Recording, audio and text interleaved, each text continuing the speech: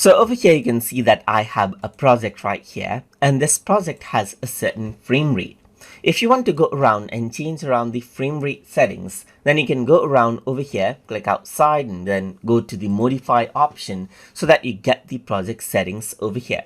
Once you go around over here, you can see that the frame rate set is 30 frames per second for this particular project right here.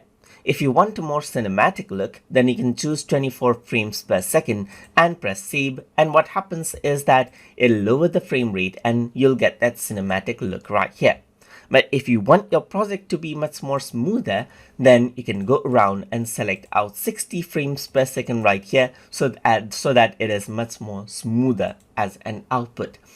So it looks much more like a home video.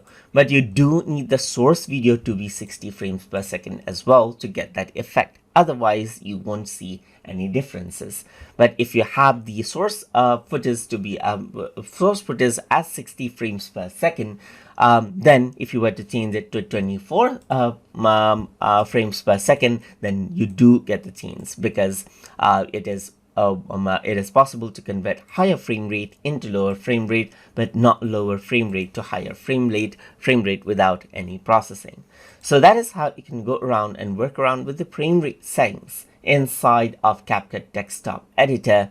So I hope you guys learned something as always. And as always, please like, comment, share, and subscribe.